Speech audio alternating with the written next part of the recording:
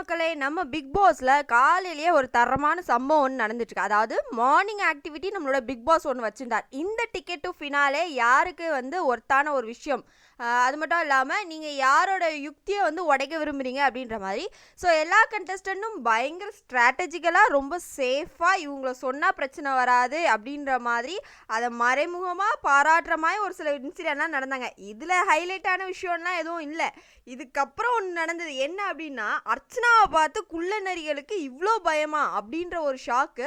ஏன் அப்படின்னு பார்த்தீங்கன்னா, விசித்ரா, மாயா, பூர்ணிமா 3 பேரும் அந்த ஆக்டிவிட்டி முடிஞ்சதுக்கு அப்புறமா சோஃபால உட்காந்து பேசிட்டு இருக்காங்க.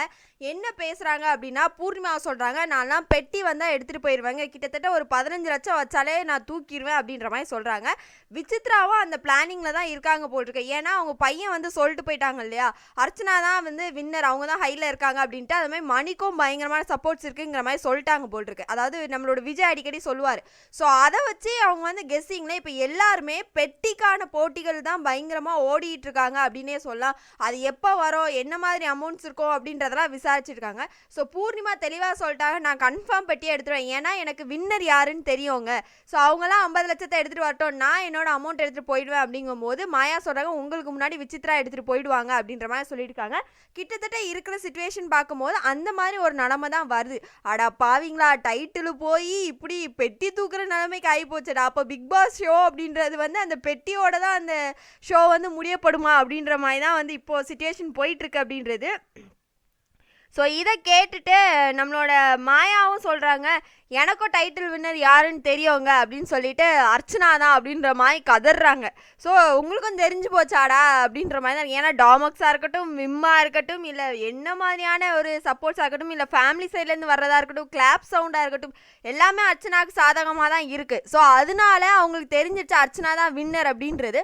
ஸோ அதை தான் அவங்க அந்த இடத்துல மீன் பண்ணியிருக்காங்க அப்படின்னே சொல்லலாம். ஸோ இதை தாண்டி அப்படின்னு சொல்லி பார்த்தீங்கன்னா, நம்மளோட பூர்ணிமா சொல்லிட்டு இருக்காங்க, சாரி விசித்ரா அவர்கள் சொல்கிறாங்க, ஆமாம் அவள் she constantly singing, she mesmerised contestant peoples அப்படின்ற மாதிரி சொன்னாங்க. ஏண்டா டே, நீங்கள் வின் பண்ணால் உங்களோட ஸ்ட்ராட்டஜிக்கல், உங்களோட டேலண்ட்டு, உங்களோட எலிமினேஷன் கேம் போட்டிருக்கு, விசித்ரா அவர்களுக்கு மைண்டு கேம் போட்டிருக்கு, இல்லைன்னா ஜென்யூனாக ஆடுறாங்க போட்டிருக்கு, இதெல்லாம் சொல்லுவீங்க போல். அந்த பொண்ணு வின் பண்ணால் மட்டும் அவள் சாங் பாடி மக்களை கவர்ந்துட்டா. எப்படி ஒருத்தவங்களோட சாங்கை வச்சு தான் மக்கள் ஓட் போட்டுருக்காங்களா? இங்கே என்ன சூப்பர் சிங்கர் நடக்குதா, இல்லை மக்கள் அதை வச்சு ஓட் போடுறக்கு? ஸோ விசித்ராவோட கேம் அப்படி தான் இருக்குது. அவங்க திருந்தெல்லாம் இல்லை அப்படின்றது ரொம்ப கிளியராக தெரிஞ்சிச்சு. ஸோ மாயாவும் அதை தான் சொல்லிகிட்டு இருக்காங்க, அவங்களோட ஸ்ட்ராட்டஜிக்கல் கேம்லாம் நமக்கு வராதுங்க அப்படின்ற மாதிரி. ஸோ இவங்க 2 பேரும் இதை பேசிகிட்டு இருக்கும் போது நம்மளோட பூர்ணிமா சூட்கேஸ் எடுக்கிறதுல ரொம்ப மும்மரமாக இருக்காங்க அப்படின்றது தெரிஞ்சு போச்சு. அவட இல்லாமல் அர்ச்சனா டைட்டில் வின் பண்ணுவா, நான் சூட்கேஸ் எடுத்துகிட்டு போயிட்டேன்னா மணி செகண்ட் இடத்த பிடிச்சிவான். ஸோ இந்த மாதிரி தான் கேம். ஸோ ரன்னர் மணி, வின்னர் அர்ச்சனா அப்படின்ற மாதிரி அவங்களே ஃபிக்ஸ் பண்ணிட்டாங்க அப்படின்னு நம்ம எல்லாராலையும் பார்க்கப்படுது. ஸோ அதுதான். ஸோ இவங்களே ஃபிக்ஸ் பண்ணிட்டாங்க மக்களே. இனிமே அப்போ நீங்கள் 1 வீக் வெயிட்லாம் பண்ண வேணாம், இதான் நடக்க போகுது. அப்போ அந்த பெட்டிக்கு யாரை அடிச்சுக்கிட்டு உருள போகிறாங்க அப்படின்றத பார்க்குறது தான் நம்ம ரொம்ப ஆர்வமாக இருக்கும் அப்படின்னு சொல்லலாம். இல்லைன்னா விசித்ரா அவர்கள் சும்மா மைண்ட் வாஷ் பண்ணி நான் தூக்கிடுவேன்ற மாதிரி பயங்காட்டி பூர்ணிமாவை தூக்க வைக்க போறாங்களா அப்படின்ற ஒரு கேள்வி இந்த இடத்துல எழுந்திருக்கு அப்படின்னு நம்ம எல்லாராலையும் பார்க்க முடியுது.